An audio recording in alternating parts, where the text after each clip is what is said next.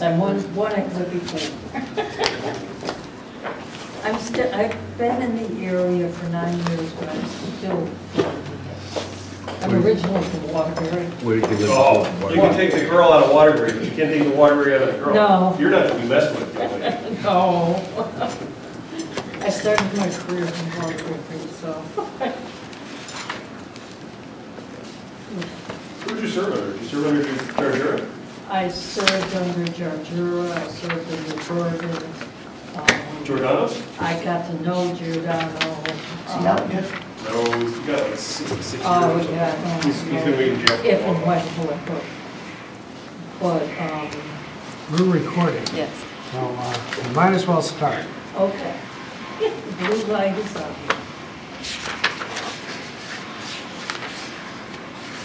Okay, where do we start? Assessor? Yeah. 41078. Well, I guess the first thing we should talk about, and we talked about a little bit about the Board of Finance, is the revenue part of it. Okay. I don't know if you guys have seen, there was a sheet published showing a grand list growth of $15 million. That's great. Yeah, Wow. except it started at $18 million below the approved one for last year. That's not so good. What happened there? There were drastic changes to The backside was the letter from the 18 that we used in the budget. 2017 grand list after I came. Most of them on the real estate were due to court cases. We've settled just about all of the court appeals due to the revaluation, but that did drop the real estate drastically. Personal property took a almost $2 million hit after all was said and done. Some exemptions that should have been applied were not. They were shown as being taxable, so I had to do corrections to give them their exemptions. Can I interrupt you just a second? Certainly. Can you explain to me, and I really don't know the answer to this, can you explain the difference between real estate, personal property, and motor vehicle? Yes. Real estate is the land and anything permanently attached to it. Okay. Personal property, we tax anything movable of businesses. Like So- computers and... Yep, furniture, fixture, equipment, unregistered motor vehicles, anything like that. That's for personal property. Motor vehicles, that's our registered motor vehicles. We get the list from the state, from DMV, once a year, and that's statutory. So those are our three categories. Now, how do you go about this building is making fences and, you know, how do you know what the personal property value is? Personal property is based on self-reporting. We have declarations that are due annually by November 1st. The businesses are required to fill in the categories, furniture, fixture, equipment, computer equipment, different types of equipment have different depreciation schedules. The amount of acquisitions that the business has spent in any given year is filled into this declaration. It's depreciated depending on the year that it's acquired. We take 70% of that depreciated amount, add the categories together. That's the assessed value for that particular business. Now, if a business files late or does not file anything, then the assessor is mandated to put a value based on the best information available and apply a 25% penalty. And that's 25% of the assessed value, not the taxes. It's of the assessed value. However, in that sliding scale, Yes. it never goes to zero. No, 30% is the residual for everything. Yeah, because I have an old except- computer, it's an old computer, Except and it's sitting for- at 30% forever. Well, the computers go down, I believe, well, they depreciate faster, but they do go down to 30% and stay there. It stays there forever. And stay That's where it is. Yeah. Been that way for a long time. Yeah, yeah, Okay. and that is in the statute, the depreciation schedule for each one of the categories. What about inventory? Talk about inventory. How's that? count? Inventory is not taxable.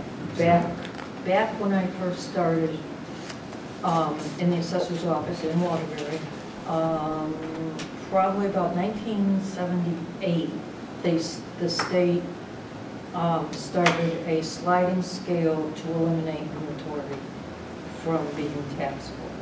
And it's at a point, it took 5 years, but we no longer tax any inventory. Just as a matter of information. Yep. Yeah. How much money did that amount to, like, where you were at the time? And, you know? I really don't recall. Okay. Where it really mattered, that sticks in my mind, were car dealers. Yeah. Because the inventory on the car lots, especially their front lines, newest cars, Mhm. was worth a lot, Yeah. you know, manufacturing inventory. Yeah, at United Technology, at Hamilton Standard, where I was working at the time, that was a huge tax break. Sure, sure, We had definitely. up to our kazoo Yep. in inventory, and nuts, bolts, and screws, and finished product. Yep, and it went away. I believe that was one of the categories that initially the state reimbursed towns at a certain rate, but every time a category is eliminated from taxation and the town is going to be reimbursed within several years of my Yeah, I think that's our experience, it's gone. manufacturing pilot money, The pilot money. which has like $7,000 left in it or something like that. Yeah, and it's, you know, they're really good at saying we'll reimburse the towns. And that's the scary thing with the motor vehicles being Yeah. set at a certain mill rate. The state will reimburse the towns. How long they will keep doing it? Kind of like they do with the 0.1% of the sales tax revenue. Yeah, That happened. We got nothing the first time, we got 25% the second time, and we got, or 50% the second time, and 25% the third time, and then nothing since. Yeah, that's So- worked out great. Yeah, yeah. and now they want to do it again. You know, even East Windsor and Suffield with the airport, they took that away, they froze it at a certain amount so that they're only getting reimbursed at what their value was in 2016, I think. We don't get anything for that. We don't get anything for that. But it's Suffield just- does? Suffield has a small portion, yeah. And Windsor Locks gets a major And Windsor portion. Locks gets. Windsor gets nothing? They may get a small, I'm not sure. Mhm. But nonetheless, every time the state mandates to exempt something, they're going to reimburse the towns. In my experience, within a couple of years, the reimbursements kind of Yeah. no longer happen. So what I'll share with you guys is, what this means is if I plug that new grand list of $956 million into a schedule and use the current mill rate, we will be collecting $87,000 less in tax revenue with making no other change. Same mill rate, same 98.5% collection rate. The impact, instead of increasing, is actually going down $87,000. That's how I found that even happened. I plugged it into my worksheet and I'm like, okay, we're not going up, we're going down. Something's not right. Yeah, and it's affecting Patty's tax collection rate. Even for current year, I reported last night about $600,000 of the tax revenue that was budgeted for last year will not be collectible on that $18 million. Okay. So we will have a shortfall in our tax collection too for current year. With nothing else being done. Right. Yep.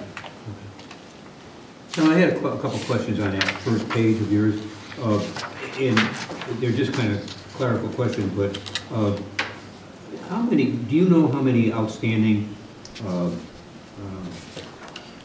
cases we have of people who have not paid significant amounts of taxes? Or is that a question for Patty? That's a Patty question. Okay. Okay. I can do that, I just wondered if you happen to know. No, I have not. And the only other question I had is, on your goals and priorities, your third line, your GSI line, what is that? Review and resolve pending GSI, GIS. rather. GIS mapping. That is our online mapping. All the assessor maps are available to the public online. It's a geographic information system, Yeah. is what the GIS stands for. When it was first implemented, there were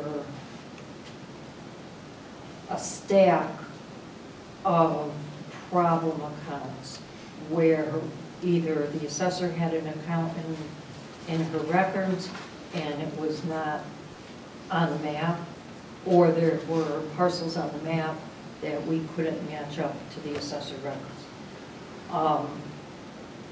Apparently, there wasn't enough time to resolve these mismatches at the time the whole process was being done.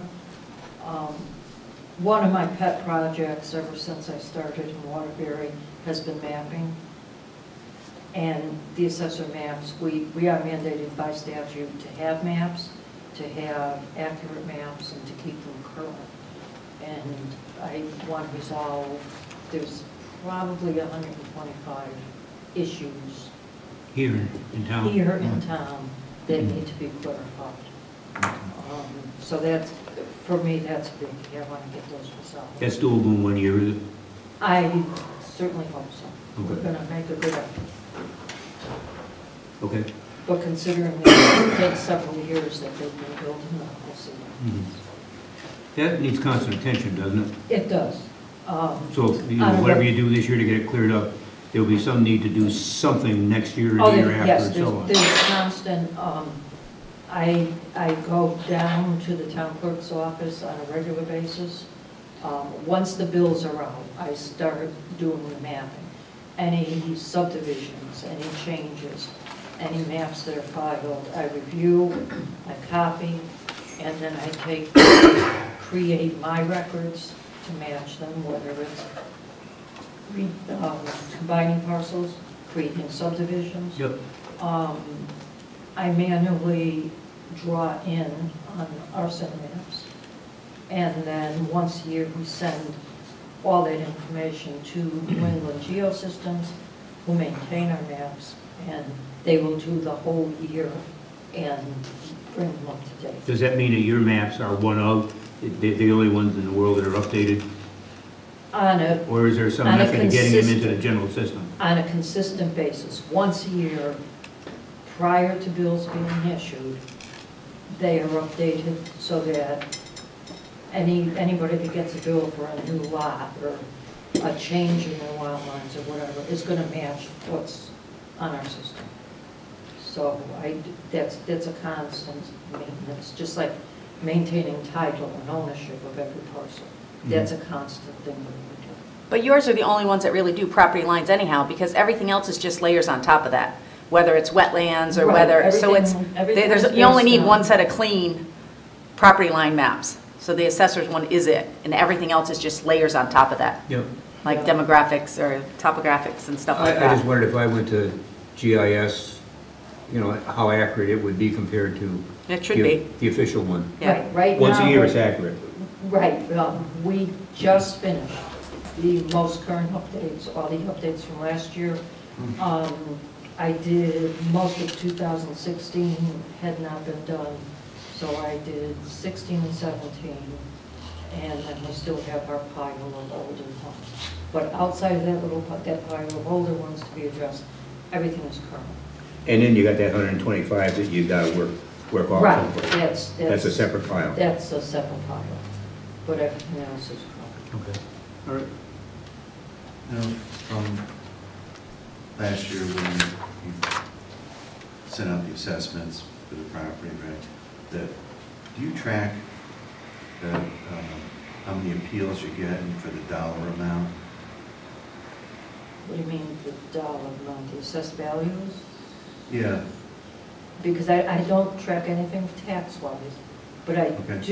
do track all the Board of Assessment appeals, any of their adjustments, everything has to be entered into my system. Right, okay. And we do keep track of whatever those changes are. I was kind of curious, were they up, are they down, are they flat? Is there anything we can do to reduce the number? Is there something education-wise? I don't know. It wouldn't really be an apples to apples comparison unless you had the same properties appealing each year. Yeah, and that's pretty much what happens. No, it doesn't Believe- really matter. It's just as a point of information to see, you know, well, this year we had Well, the 200, last main- year we had 100. Yeah, the main thing is, last year was revaluation year. Right. So it's going to be high. That's a big So year, it's right? going- Yeah, yep. that's a big So year. that's Yeah, going to be a expect big year, and I Yeah. really don't know what the number was, because I was just getting in here, and I don't, off the top of my head, know the number. Okay. Yesterday was the filing date, that people who wanted to appeal for this year had to have their appeals in. We have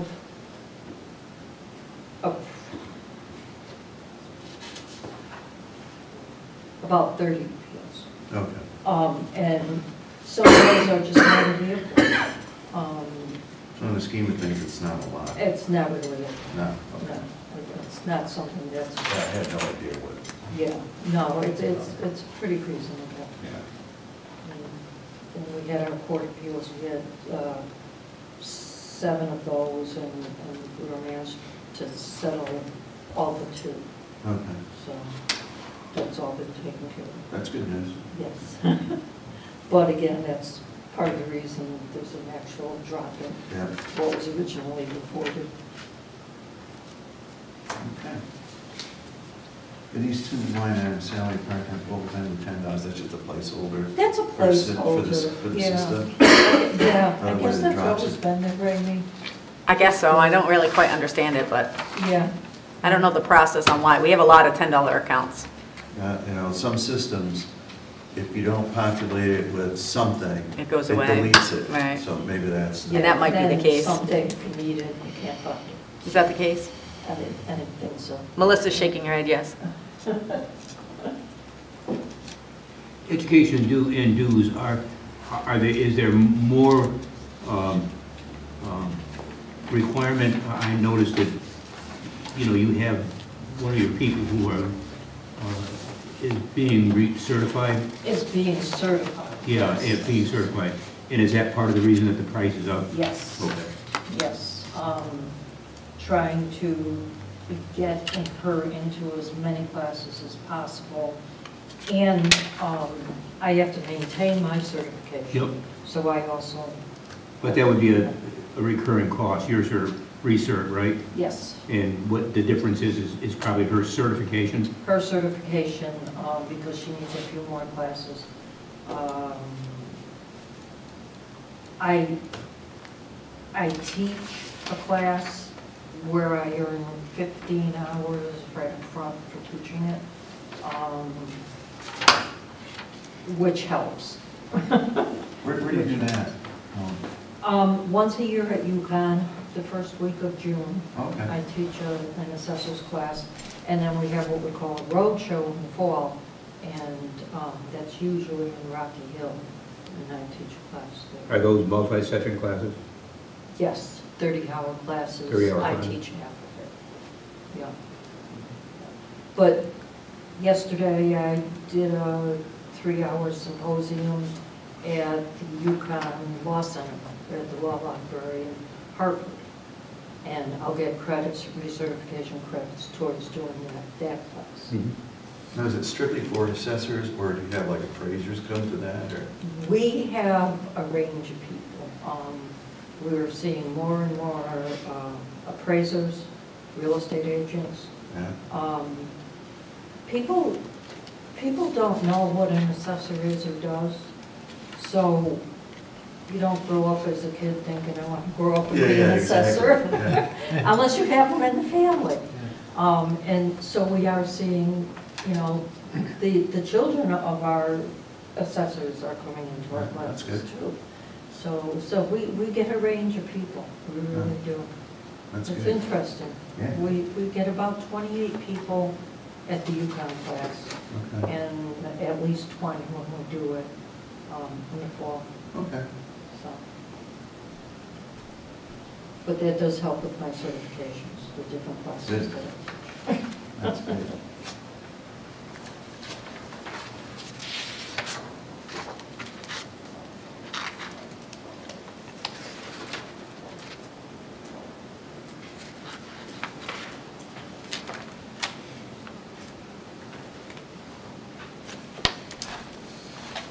a matter of fact, the professor yesterday, Steve, knows you, Dave Sherwood. Yep. Because we were talking about PA 490, and I knew Jason was involved with PA 490 somehow. And I said, one of my selectmen is involved with PA 490, and the professor said, oh, is that Steve? I said, no, that's Jason.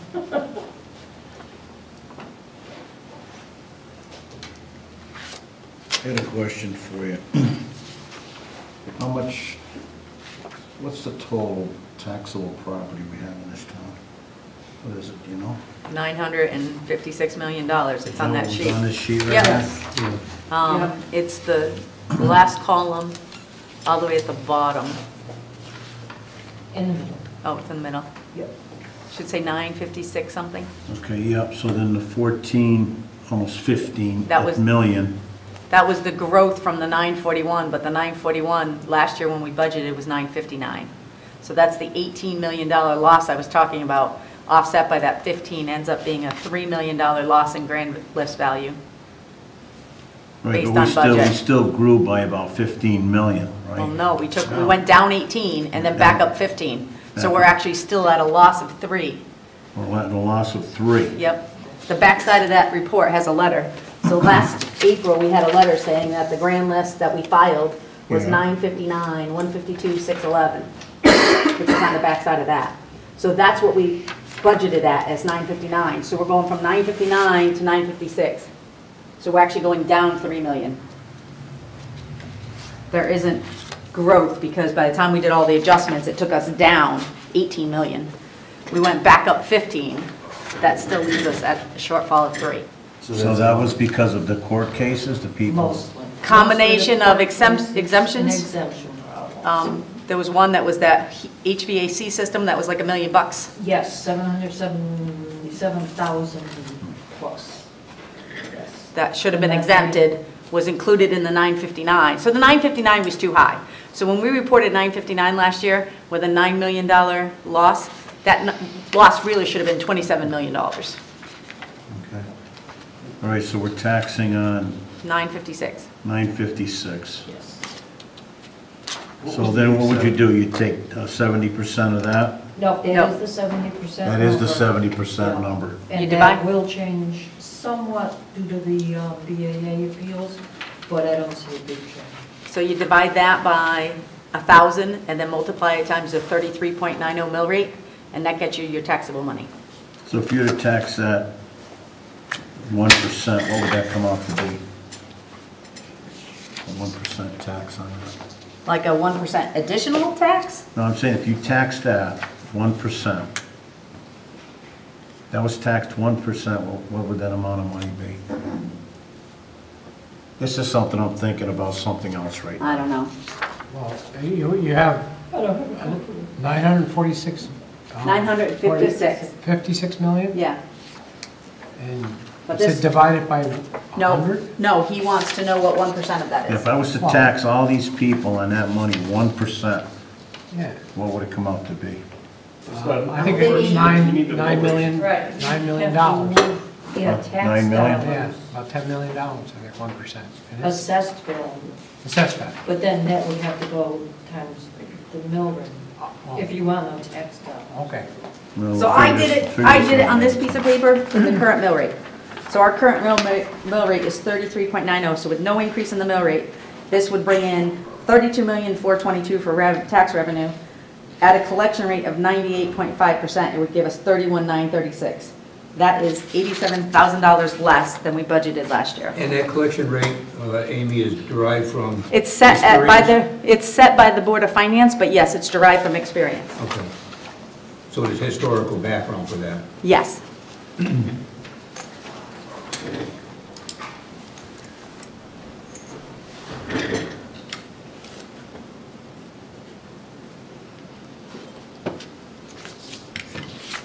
I did have a question.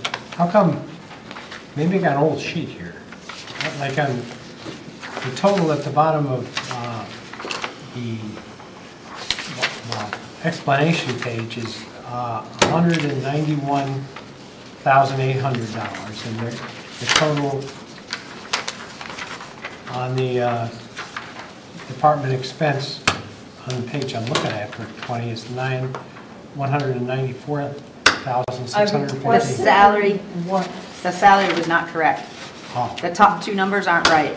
The current salary is 173,850. well, plus the 194,6 was what I requested, and then the 191,340 is what was printed out February 19th. okay. So that's not the actual, so you have 2 pages, the one that my request one, and then this other one. The other one is, So the 194 is the correct one. okay. That's what I'm asking for, so Yeah. it should be correct. Yes.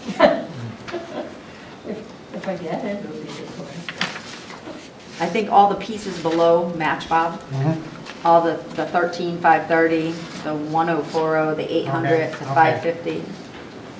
Well, that's actually 550 to 3,000 and the 680 The one that together. was run February 19th as professional services at 12,000, which is what it was last year. I've asked for 13,530. Supplies, I asked for an extra $40. Travel, because of our mileage issue, I did ask for more there. So, and the educational dues, I asked for more. And that's not reflected on the February 19th.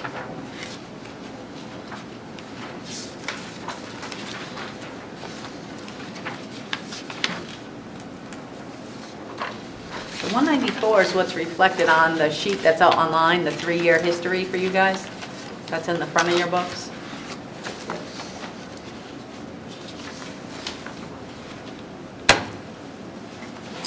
And unfortunately, this is one of the ones that she didn't do last year's budget, so we couldn't do comparative like we've asked other people to do. So she couldn't line up what her professional services were in the 12,000 last year, but what she did instead is put the ones in there she knows she needs. So based off what they truly are. So next year, we'll have 2 years to compare, but we don't have anything from last year because there wasn't that level of detail. This is something I've asked people to do. Tell me what's in your professional services, tell me what's in your supplies, and give me 2 years so I can see if something is either missing and needs to be added or something is new. So that's one of the requests I made to all the department heads as we met with them. And it does make it a lot easier to actually figure out what you need to, what category it should be.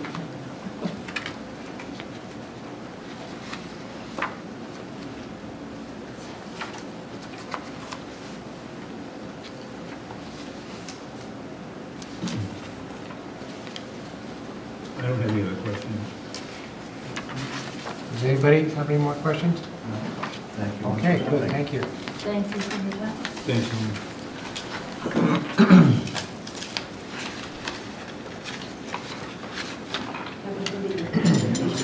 Hi, Melissa. How are you?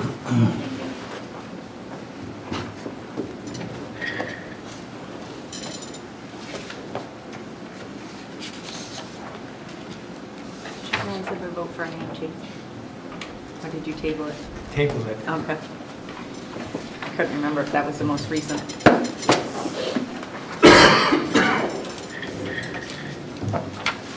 I think we should start with human services because it's in that same tab. Okay. It's in tab 2. It's the last 2 sheets of that tab. Yep. 411,700. 411,700.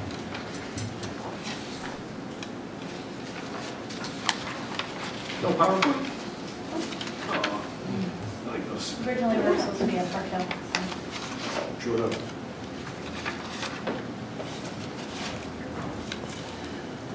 Are there any questions that anybody wanted to start with? I don't know how you've been doing this with other. On the first page, Melissa, in your activities, functions, and responsibility, in paragraph 2, we are responsible for administering energy assistance programs through both federal, state, and local programs. What is that, and what does it cost us to do that? So energy assistance is run through CRT, which is Community Renewal Team, and they assist us in getting people fuel for their homes. So we do their applications in-house instead of sending our residents to Hartford. Other towns choose to not do it, and they just have them go to Hartford. So you have somebody who helps write these? So we Right, have the understand. clients come into our office, and all three of us are trained in doing the energy assistance applications. It's an application process. They have to come in and verify their income. They have to bring their updated bank statements, their electric bill. Is that a lot of people? So far this year, we've done 234. Oh, is that right? Last year, we obtained $113,736 in energy assistance. Again? $113,736 in energy assistance funds for East Windsor residents. Is that total state, federal, local?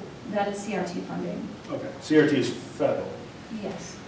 So. And our contribution is the general assistance fund, right? Our contribution is a general assistance fund, and then we also qualify for a program called Operation Fuel. Yep. That's a state-run program, and that's a smaller grant. We only received $3,000 for that. We try and put people in that column that don't qualify for energy assistance because they're maybe over income. Sometimes they're over income by $100. So we try and put them into into Operation Fuel instead. In a general sense, how much assistance do we give an individual applicant on average? So usually it's like a $500 first grant, and then they could potentially receive a crisis amount allotted or special assistance. It's really up to CRT. They deem what assistance level they are at. $500 is not much for fuel assistance, is it? No. Tank of oil. No. So sometimes it's one tank of oil, but usually if they're only qualified at first for the 5, sometimes there are $900. Again, it depends on the number of people in the home and the amount of income coming into the home. They will qualify for the safety nets. You use a multiplier against the federal poverty level? They have a multiplier that they use and a asset test. So beginning in September until March, we are pretty much in energy mode. I've actually had to create a schematic where the ladies in the office are only allowed to take 6 clients a day because we were seeing 10, 11 clients and not going to lunch, not able to do anything else besides energy assistance, which There's doesn't obviously go a well. peak period, isn't there, like in September, Yes. October, or something like that? Yes, and especially since it was cold Yep. so early, we were hit very, very hard at the beginning. How many got rejected out of the 234? I don't know that number off the top of my head, but I could find that out. Didn't you say the Where's the 234 question, was Charlie? the number we serviced? Those are the ones that apply. Is that applied to Yes, service? that's applied, yeah. I would have to find that number, it's in the computer. Kind of curious about that, and, you know, how does that work? You know, does CRT, I guess is the term you use, do they pay the oil company directly, or how does that? Yes. They do, so Yes. they don't get involved in that. So what they do is they send our client, a letter saying they've been approved. We Yeah. tell them who their vendor is, and they work with the vendor to make payment. So we handle no funds, Nor does the applicant. nor does the applicant, no. The money is completely dealt with the vendor and CRT. Okay. So I have a friend of mine, he delivers oil. Yep. And I get together with him every once in a while, and he's telling me how these people come out and they're yelling at him. And, Yeah. you know, that, you're only putting in this much, I ain't eating this much, it's kind of tough. You know? It's very tough, and we've had some conversations with clients and reminding them of the service that they are getting and reminding them that it's not the oil companies that are determining their amount, Yeah. and it's based on their income and what CRT deems they're eligible for.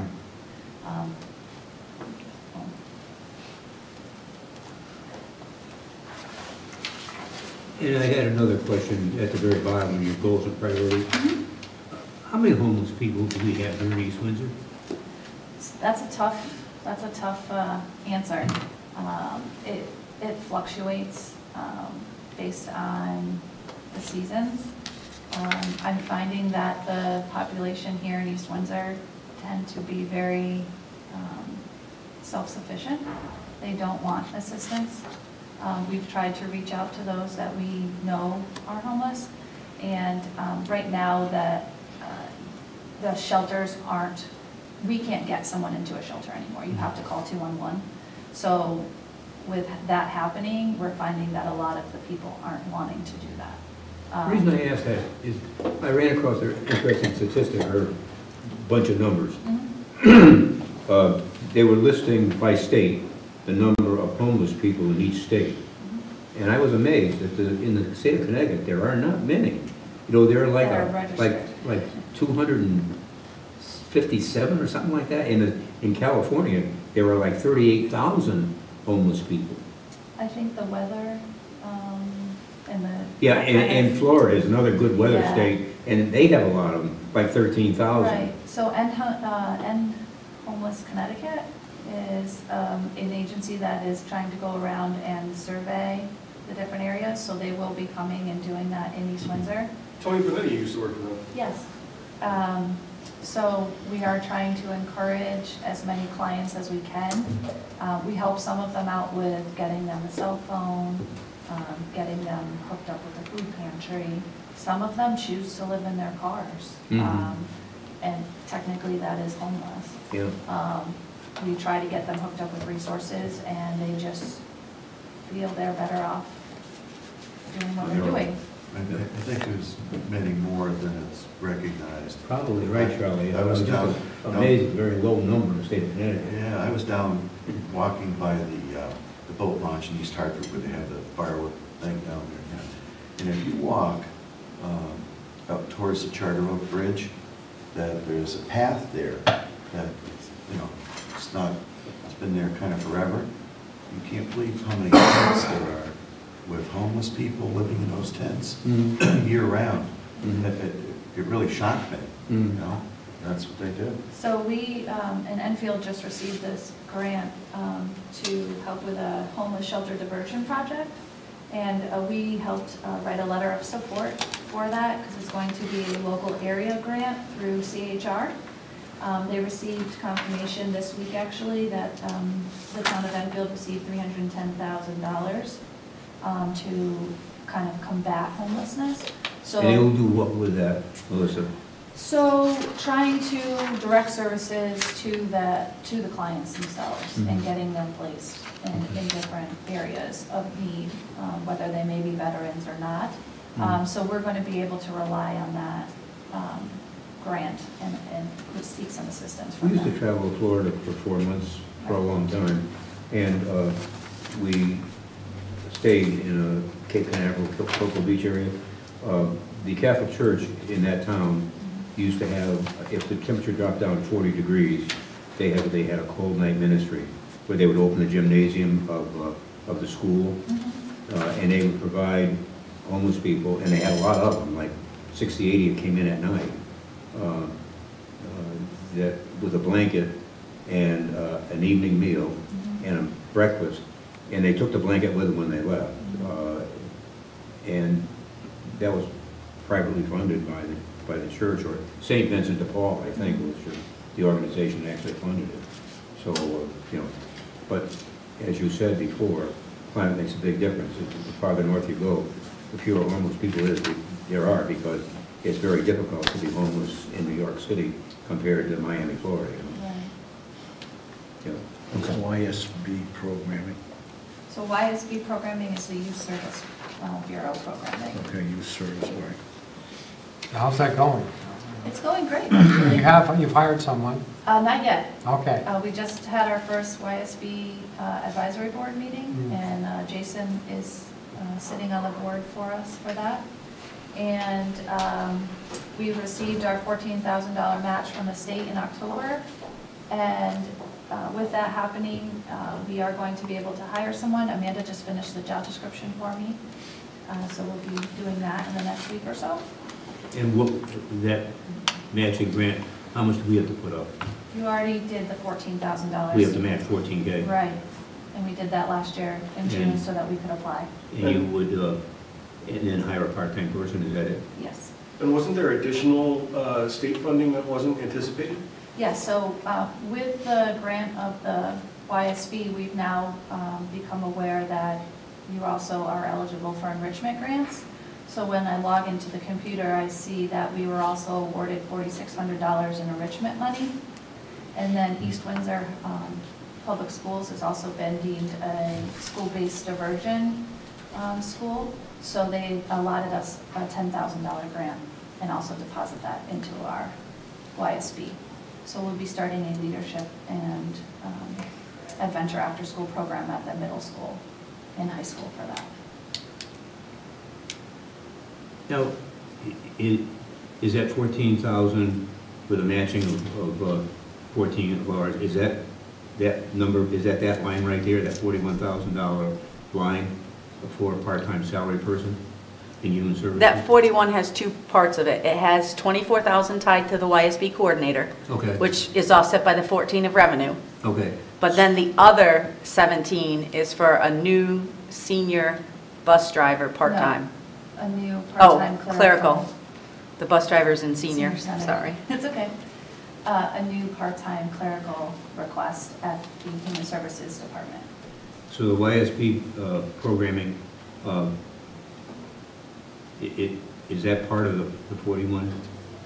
No, so salary money and programming money can't mix. That's what I thought. That, the programming is down on the bottom, it's the Yes, very I saw last, that. yeah. So the salary money is the $24,000 that we will pay the YSB worker. And then the 17 is what we would pay a potential new part-time clerical person that I would like to have in human services. Reason being is we don't have someone to greet the people when they come. They literally walk in with their paperwork, especially if they had just had an appointment and they had to go get a new bank statement because the bank statement we had wasn't correct. They literally will go to the bank and then come back, and in the meantime, we've already taken another client, so they're walking in on someone else's appointment. And the confidentiality of there alone is tough. We're dealing with the most sensitive people that East Windsor has in regards to their life. And just having someone there to help answer the phones, help make appointments, because right now we have one intake worker who does that. She answers the phone, makes the appointments, takes appointments, covers appointments when one of us might be out sick or on vacation. And so she's doing, in essence, 3 people's jobs at the same time of trying to also stop people from coming in, taking walk-ins, assisting people with making copies. So just having that additional clerical person, a true clerical person, would be a tremendous asset to our team. And it's part-time, I guess. I'm sorry? How many people are there in that? So it's human services, so there's Jane, who is the intake, myself, but I'm only there Monday, Wednesday, and Friday, and then Lori Butanis, who is the full-time. You showed 2 Human service full-time worker. employees and 2 part-timers. Right, so I didn't count myself in this because my salary comes out of the park and rec budget, so I didn't count myself in that, and then I would like to request the 2 part-time, being the YSB worker and the part-time clerk. Currently, there is 1 part-timer? You've That would be got the 2 here. YS. No, currently there's none. Currently, there are none. The Right. YSB worker, though, is the $14,000 is already in the budget, right? Unfortunately, it's not in this budget because we didn't do it until after this budget was passed. Right. So it actually is as a grant match in a grant fund. Once we hire a person, we start paying her, we can move that money over here. Okay, But it was an additional appropriation made to this budget, but not until after the budget was passed. Understood. So how will that person, when's that person going to come on? As soon as we hire someone. I just got the job description from Amanda. Okay.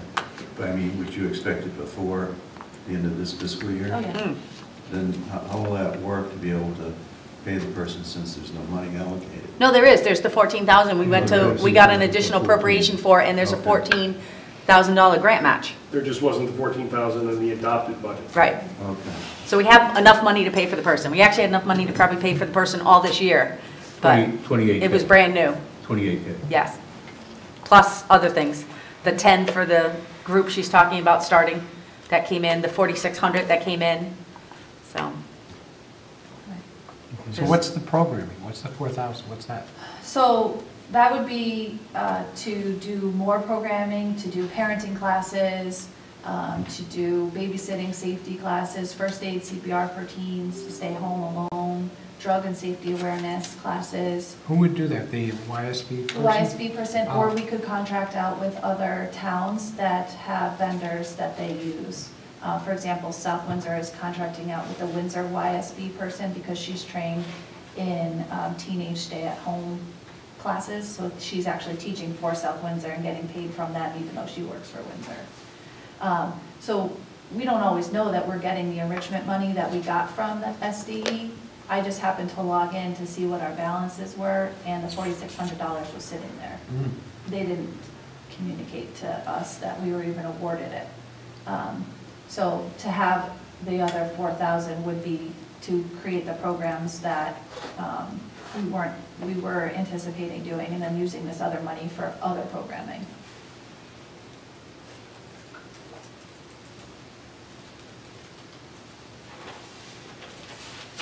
So as of January, your spend was 54.9. And what is the projected run rate to the budget? What's your question? What is the projected run rate to the budget? Well, like our salaries right now are at 44 remaining, so we've spent 56. Okay. So if you go off that, like that part of the year, there should be somewhere around 44% left of everybody's budget. Okay. Right, and there's like 10 pay periods. Right. Okay, so that's in line. Some of it's cyclical too. You can't really just say, like if you look at Park and Rec, the summer Right. staff is already in there because it was July and August. So each one kind of needs to be looked at independently. And some of the professional things that we have coming up are seasonal, and they don't happen until the spring, so we don't register. Like I just signed up for 2 more. I signed up for a hoarding class in New Haven, and another class that'll be coming up, so those will start coming up more often as well. Mhm.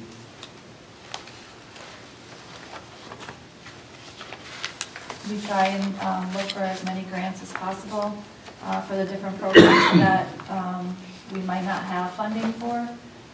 We've seen an increase in evictions this year. We had our first relocation that we had to do due to a house being condemned, and because we have to comply with the Relocation Act, we had to put this person in a hotel, and currently still is in a hotel, up to a $4,000 dollar amount. Now, the house was condemned, House was condemned by the so town. a family had to be moved, Moved, and you had to place, and we, the town, are obligated to place them? yes. And And this you person place- is a renter, It's the law. so, And you temporarily had to place them in a hotel or motel? yes, so they are allotted because they are a renter, they are allotted a $4,000 sum of money Mhm. for Which housing. comes out of your pocket? Which comes out of my pocket. Okay. We will then have the tax collector put a lien on the property so that the property owner has to reimburse the town. I see. And what would be the case if the house that was condemned was owner occupied? $12,000, Same deal though? thank you. Up in a hotel and then a lien against the property? They don't have to use the full amount for a hotel, they could use it for moving expenses, a moving company, Is storage. it one-time shot, One time. $4,000 once?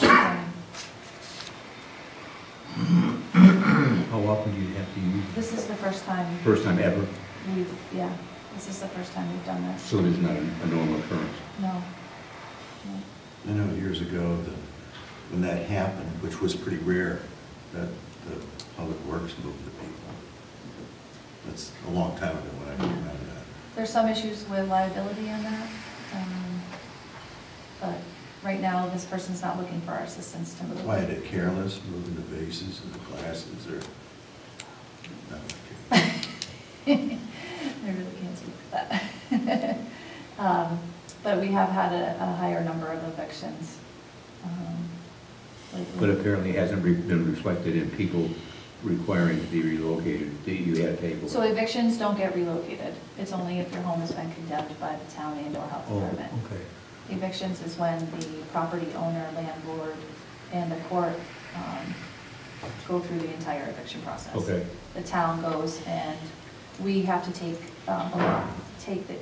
property of their belongings, ownership of their belongings for an amount of time and Mhm. move them to storage, and then they have to come and basically purchase a storage unit from us. So we actually have an obligation in an eviction Yes. to store their property on a 15 temporary days. basis 15 days. for 15 days. Yeah. Then after that, they're on their own. They have to purchase the unit, otherwise. Even in an eviction where Yeah, we didn't condemn it or anything like that. no. So then they have to come and purchase the unit from us, or their stuff is either deemed trash or we sell it. Does that happen very often? Evictions are happening more often than not, and for an averaging one a month. Is that right? Wow, I okay. think we had an issue over on Scannick Road where there was property there that they didn't pay the taxes on, and then the people were evicted. Then afterwards they came back to the town because their stuff was thrown out. That was in the past couple of years. So, a lot of twists and turns. It's not my favorite part of the job. I bet it is. Okay.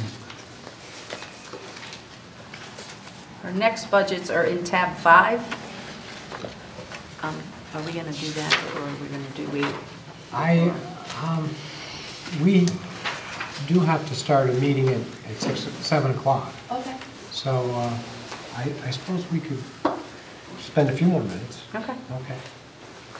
So we're doing the senior center now? Yep, it's tab 5, and it's 710100. Yep. And I'll tell you, I'm one of the ones that request that Human Services moves from this section of admin services to this section where it makes way more sense. To be in senior services, in with Park and Rec, in with libraries And to be called versus, something other than humans. yeah. So, and actually, why don't you bring that up? So I requested to Bob, and I believe you talked about it at I your did, last meeting. and you said the state was called social services, I think. Right, yeah, so Department of Social Services, DSS. So, could we call it that? Would you mind if we called it that? It doesn't matter to me. My title is Director of Recreation and Community Services. Yeah. That's the only reason that, Yeah, all right. but social services is fine. And I was interested in creating basically an umbrella of the three under community services. Because, for example, we're doing the home show, March 9th and 10th, we're gonna have a booth, all three departments.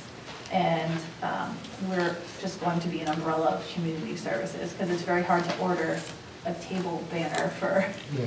3 different groups instead, so we're just gonna be community services at the event, so. I kind of like the social services, so That's fine. people, just from the perspective of the people that are in that need, that's a term that they, Absolutely familiar with. that, you know, they probably live in another town, something, you know, they were into that, and Yep. they know the state is that, so it's, they don't have to mess around, where am I supposed to go? I know, yes. That's what It would be very much helpful to us, only because we're answering a lot of calls on job inquiries, background checks. Thinking they're human resources. Thinking we're Yeah. human resources, people bringing us applications and trying to pick up applications, so it's just too close, adds confusion. Yes. Well, I think whatever you think suits your organization best is the right answer.